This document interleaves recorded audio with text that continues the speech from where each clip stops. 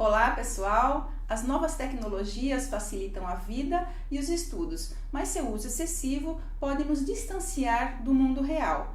Atentos a essa realidade, a essa questão, os educadores vêm incluindo nas atividades escolares cada dia mais projetos que visam estreitar o relacionamento dos seus alunos com as pessoas e com a natureza. Sobre esse tema, eu converso com a professora Luciana Nunes Vacari Avi, que é coordenadora do Colégio Almeida Júnior. Bem-vinda, Luciana. Prazer. Eu que agradeço o convite e vamos bater um papo hoje. Opa, vamos lá. Então você, Luciana, tem 30 anos quase de experiência aí na área educacional, é mestre em educação pela Unicamp. Como é que você vê essa questão? O uso excessivo de computadores, smartphones, realmente pode causar um certo isolamento do aluno? A própria palavra excessivo já vem pontuar pra gente que não é bom, né? Tudo que é demais, em qualquer situação da vida, seja na parte de alimentação, seja na parte dormir demais. Dormir é bom, dormir demais não faz bem. Açúcar é bom, açúcar demais não faz bem. A mesma coisa a tecnologia, né? Quando a gente vem para o uso excessivo, que é o momento que a gente está vivendo, do uso excessivo, está fazendo mal. A tecnologia não é ruim, ela veio para facilitar a nossa vida, mas está meio desenfreado o negócio. Está meio descarrilhado, então a coisa não está fazendo bem mesmo. Porque é normal, por exemplo, o adolescente preferir ficar no computador do que ir num programa de família, num programa junto com a família, num barzinho. Ele prefere ficar em casa no computador ou prefere o computador a sair para um passeio ao ar livre, o Parque do Varvito, por exemplo, não é? A magia da tecnologia, a magia que proporciona, né, o virtual é encantadora. A gente não pode negar isso, né? Os desafios que proporcionam, os jogos, a interatividade de chats, a coisa online, ela é mágica. Mas a vida não é só isso. Ela precisa ser vivida na sua intensidade, na sua integridade. Quando a gente fala que um adolescente está deixando de jogar bola, está deixando de ter o convívio com os amigos, convívio real para o virtual, a substituição, a conta não fecha.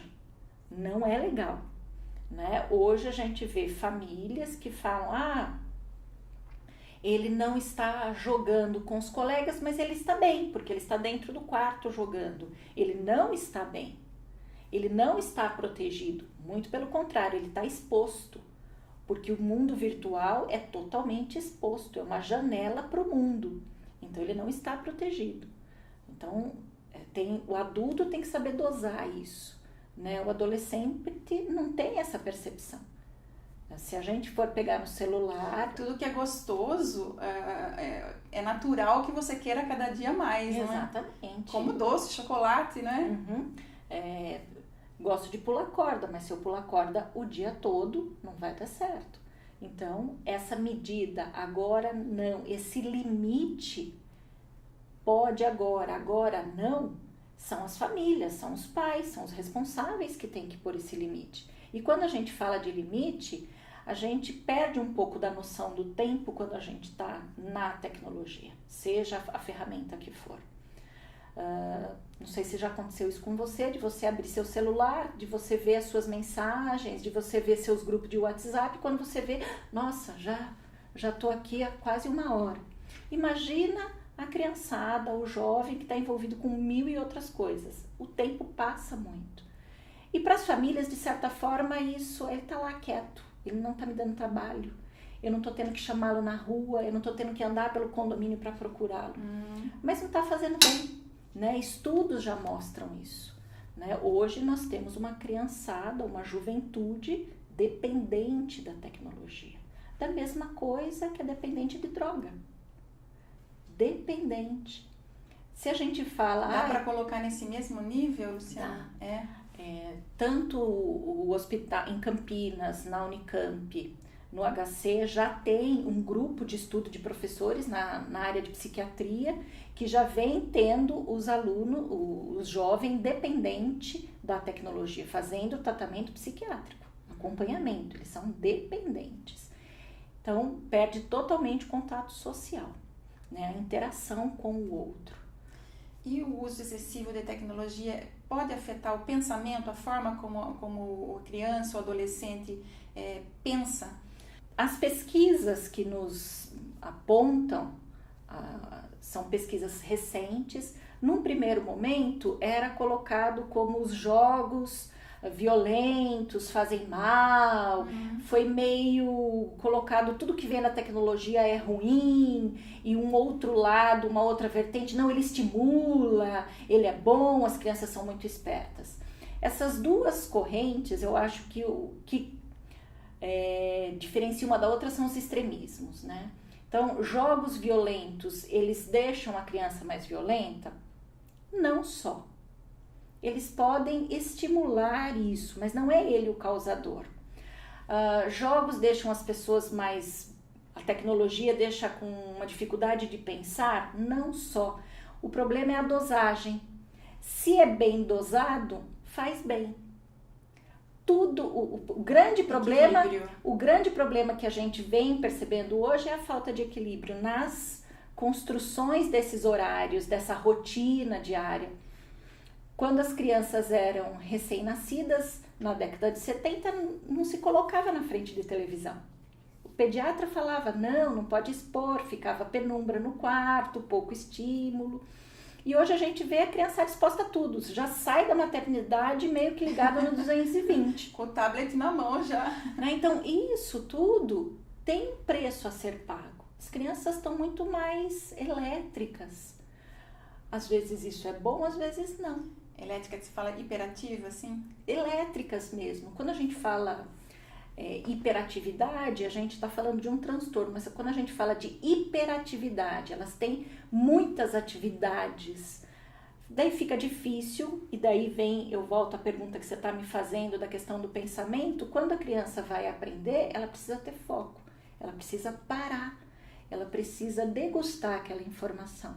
A tecnologia não dá isso, é uma coisa atrás da outra, é uma janela atrás da outra. Muito rápido. Daí quando chega na sala de aula, onde ela está diante de um texto, onde ela está diante de uma atividade de desafio, onde ela tem que parar, ela tem que focar, ela tem que pensar em possibilidades, ela não dá conta disso, né? E daí, hoje, muitos diagnósticos, crianças com hiperatividade, déficit de atenção, e daí quando você vai ver a rotina da criança, 4 horas no computador, 8 horas, final de semana inteiro não saiu do quarto. Quer dizer, eu tô cavando o problema, né? Eu tô cavando uma dificuldade de pensamento.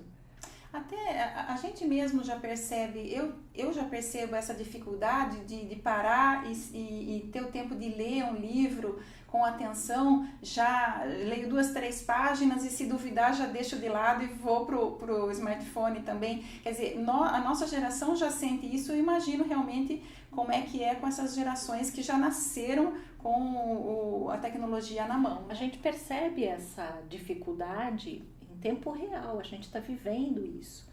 Há 10 anos atrás a sala de aula era diferente, né? Você colocava um jogo, aquilo era mágico ainda para o aluno. Você apresentava um livro, era mágico. Nos tempos de hoje, ele olha e fala, af, né? Então a gente percebe isso. Então está na hora da gente tomar as rédeas e colocar os limites. E esses limites envolvem o adulto, né? Como é que os educadores estão enfrentando isso dentro da sala de aula? Num primeiro momento, quando se popularizou o celular, a primeira coisa que as escolas, principalmente as particulares, num primeiro momento na escola era proibido, né? Deixava claro, aviso, mandava para os pais, proibido. E a gente vem percebendo que tudo que é proibido desperta desejo. E a gente falou, não, a tecnologia está aí para me auxiliar, ela tem que ser a minha parceira e não a minha vilã. Quando a gente deixa o celular entrar dentro da escola e que o aluno faça uso no momento adequado, num determinado período, ela vem para somar. Dentro de sala de aula, dentro da bolsa, desligado. Mas tem algum momento que o professor fala, olha, vejam isso, vamos pesquisar sobre isso. Na hora, eles são muito mais rápidos que a gente. Eles já entram, já vêm, e a aula fica mágica. É momento aliado. O celular, o computador é meu aliado no aprendizado. E quando a gente fala assim, eu não sei mexer muito com isso, e ele vem me ensinar, o aluno vem falar, você não sabe, você fala, não, eu não sei. Essa troca fica gostoso, não fica mais temido, não fica uma coisa distanciada. Fala, não, vamos nos unir para usar isso a nosso favor, ao favor da aprendizagem. Fica mais gostoso, fica mais próximo, cativa o aluno. Sempre com moderação. Achar que toda aula vai ser tecnológica não vai funcionar também. Inclusive, as escolas vêm inserindo nas atividades, né, projetos que levam mais ao contato social e à natureza. E eu sei que o Colégio Almeida Júnior tem alguns projetos nesse sentido, vários, aliás. Eu queria que você comentasse um pouco como o projeto Semente. Quando a gente vem ao longo do tempo, aí a gente veio observando as relações dos alunos, então a gente enfrentou algumas dificuldades até chegar nesse programa Semente. A primeira dificuldade que a gente enfrentou por conta de relação humana, e a tecnologia imbuída disso também, foi a questão do bullying. Né? Quando a gente percebeu, o bullying estava batendo na nossa porta, por conta das relações. Se você pergunta para o aluno o que é o bullying, ele sabia responder na ponta da língua, mas ele não sabia vivenciar isso. Ele sabia que não era legal, que não podia, mas no colega do lado ele virava e tá. Então, criou-se esse projeto Convivência primeiro, que é conversar do que a gente sente, falar do que a gente gosta, respeitar o outro, mas se respeitar, se aceitar, se amar.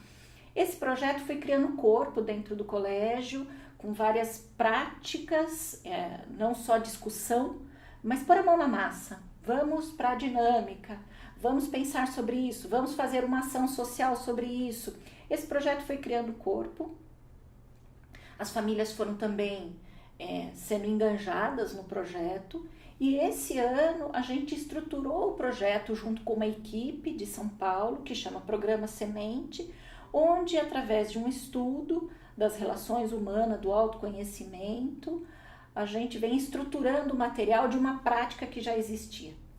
Esse programa Semente vem ensinar o aluno a se conhecer primeiro, a conhecer o outro, a trabalhar com tolerância, com persistência, com pertencimento ao lugar, com solidariedade, com criatividade, porque é isso que o mercado de trabalho precisa. Antes pensava-se que precisava de bons alunos por nota.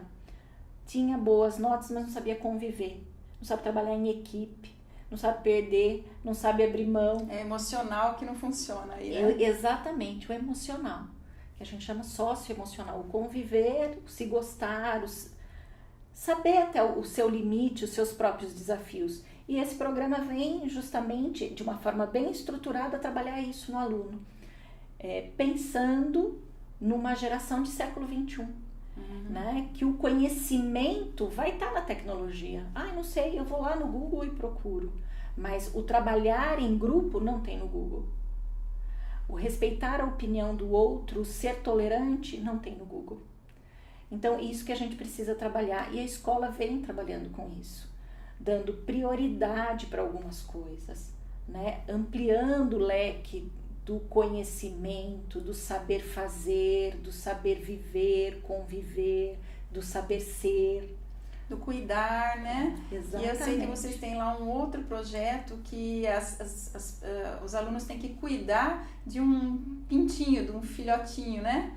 E tem outros objetivos aí também, mas o básico é cuidar de um pintinho, é isso? Esse desafio, esse projeto surgiu dentro do 8º ano da disciplina de ciências, tem conhecimento do corpo e daí parte para a questão da sexualidade. Quando a gente tocava no assunto da sexualidade, fica muito distante a realidade, o que a gente podia fazer, e a gente proporcionou essa experiência. Durante uma semana, os alunos, eles recebem um pintinho e eles têm que cuidar desse pintinho. Leva para casa? Leva para casa, traz para a escola. Dentro da escola a gente criou uma creche para os pintinhos. Muito legal. No intervalo, eles não podem brincar, eles têm que cuidar do seu pintinho. Então é um projeto extremamente grande e que foi pensado em muitas coisas. Durante o projeto... Para alunos de 8ª série? Alunos de 8ª série, que é em torno de 13 anos. Uhum. Quando foi pensado no projeto, a primeira coisa que a gente fez é como que a criança, quando o aluno vai chegar com esse pintinho em casa. Aviso a família, não aviso, e num primeiro momento a gente falou, não vamos avisar, eles vão chegar. E foi a mesma reação de uma gravidez precoce. Teve família que acolheu, ai que lindo, que meigo. Teve família, não quero isso aqui, vai para casa da sua avó. E teve família que ligou na escola e falou, dá um jeito, mata esse pintinho, porque esse pintinho não entra aqui dentro. E quando a gente falou, pegamos essas falas dos pais e apresentamos para o pai. Tudo que vocês falaram é exatamente o que os pais falam para os filhos quando recebem a notícia de uma gravidez precoce. Alguns acolhem, outros mandam para terceiros, né, para avó, para alguém, e outros tira daqui. Isso aqui não. Quando os pais receberam essa fala, que foi a mesma reação, aquilo calou, falou, peraí, acho que tá na hora de eu conversar. Peraí, tá na hora de eu conversar com meu filho, com a minha filha sobre esse assunto. Porque o pintinho vai para meninos e para meninas. Uhum. E daí vem a ideia de que o pintinho é seu, você tem que cuidar. E num primeiro momento todo mundo quer dormir com o pintinho. A primeira noite, o Ru chega na escola, no outro dia ele piou a noite inteira. No segundo dia o pintinho já está num outro cômodo. No final do projeto o pintinho está no quintal, porque ele piou a noite inteira. Eu falei, então, é um pintinho, ele pia, mas você ia colocar o nenê para fora? Se ele chorasse a noite inteira? Então a gente sempre faz esse paralelo com a reação que eles têm com a relação realmente de ser pais jovens. Eles fazem um álbum de fotografia do pintinho, do momento que está alimentando, do nome, eles têm uma certidão de nascimento. Como se fosse um bebê mesmo. Exatamente, é fictício, divertido. No final da experiência, eu tenho alunos que falam, não vejo a hora, e tem outros que choram, falam, ele fazia parte. Que gostoso trabalhar sentimento, que gostoso trabalhar emoção, responsabilidade, cuidado. Esse projeto não nasceu da necessidade, porque a gente teve um caso, ou a gente nunca teve dentro da escola uma gravidez precoce. Não foi por isso, foi realmente para ser preventivo e para que abrisse a oportunidade das famílias falarem com os filhos sobre isso. Então o pintinho só foi um viés para entrar no assunto.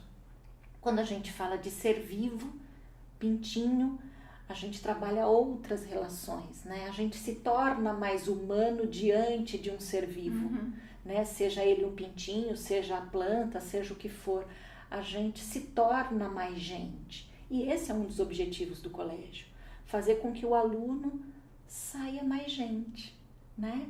Se torne humano por completo e não só um sabedor de conhecimento, não. E respeite outras vidas, né? Exatamente. Humanas ou não. E eu sei que vocês têm também um projeto lá que é com relação ao adestramento de cães e respeito aos animais. Como é que é esse projeto?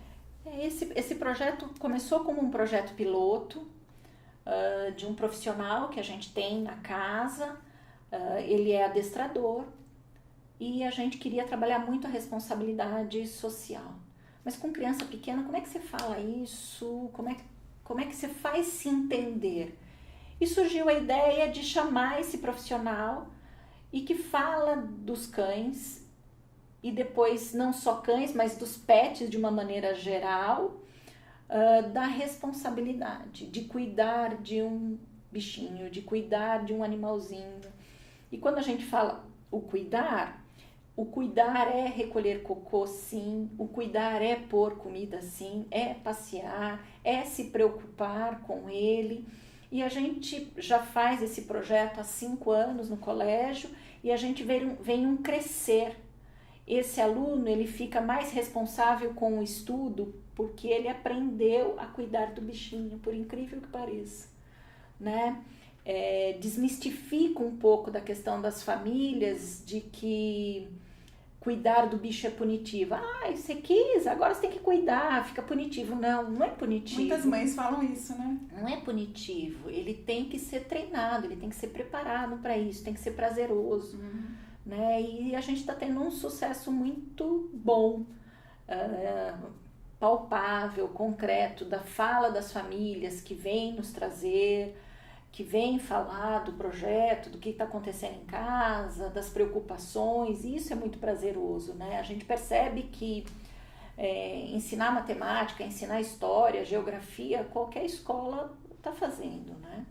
Se a gente não fizer coisas novas, que põe esse aluno para fora da sala, que faça ele olhar o mundo real, não só o virtual, que veja os problemas reais que a gente enfrenta. A gente enfrentou, esse ano teve uma problemática dos canudos. Do projeto dos canudinhos, né? Inclusive, eu também fiquei chocada quando vi na TV uma reportagem que mostrava o veterinário tirando um canudinho do narizinho da tartaruga. Aquilo foi chocante para mim. Eu imagino uma criança que assiste uma reportagem dessa, né? Então, essa foi por causa dessa reportagem, por conta da tecnologia que um aluno tinha o vídeo salvo no celular, mostrou para a professora de atualidades. A professora colocou no telão, todo mundo assistiu, todo mundo se sensibilizou. A professora de matemática financeira fez a contabilização disso, qual que é o consumo desse plástico, para onde vai. Então foi feita a pesquisa, não é só um projeto, é um projeto que tem um conteúdo acadêmico a ser trabalhado. Então foi feito esse trabalho de pesquisa e numa das falas que os alunos depois tiveram que apresentar para as outras turmas, foi de falar assim, não é o canudinho que vai fazer a diferença no mundo, que vai despoluir os oceanos, não é isso, mas é o canudinho que está próximo da minha ação, do meu poder de escolha. Se eu vou tomar um lanche numa lanchonete, eu posso falar para o atendente, eu não quero canudinho, é escolha. Então partiu, e é uma decisão que a criança de 7 anos e o de 15 podem tomar, que não depende de um outro adulto, é decisão dele, é tomada de consciência dele, ele tem que ser modelo, ele tem que ser exemplo. Fizemos a pesquisa, apresentamos, lacramos os canudos na escola, quer dizer, não adianta falar se a gente ainda está usando aqui, lacramos e saímos na cidade. Fizemos o percurso, uma mobilização, fizemos uma carta para a prefeitura e tem a lei da proibição do canudinho, então a gente foi levar a carta para o presidente da Câmara falando da nossa preocupação.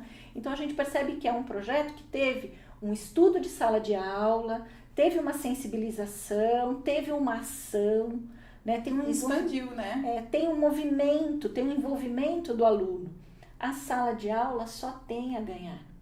Né? Fica mágico a descoberta, o envolvimento, sair na rua, batendo panela, com cartaz, chamando as pessoas no trânsito, mobilizando as pessoas, é ensinar cidadania, é ensinar a ser gente, né? Isso é gostoso.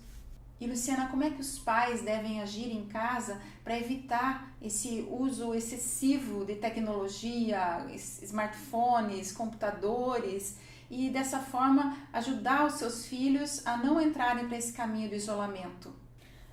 Eu acho que a gente aprende por modelo. E os pais são as referências, são os modelos. Se ele não quer que o filho fique X horas no celular, no computador, ele também tem que sair. Tem que começar por ele. Quer que a coisa aconteça na sua casa, desligue o seu primeiro. Saia você do computador. Vá você ao lado do seu filho, vá ver o que ele está vendo. Puxe conversa, proponha uma caminhada junto, em família, se matriculem numa academia, vá fazer uma atividade, proporcione passeios culturais. A primeira vez ele vai falar não, a segunda vez pode ser que ele fale não, mas a terceira ele vai falar, putz, mas ela está insistindo, eu também não estou vendo ela mais usar, é modelo. É mágico, né, o momento em família e é único. Se eu não prestar atenção nesses modelos, nesses momentos, passa.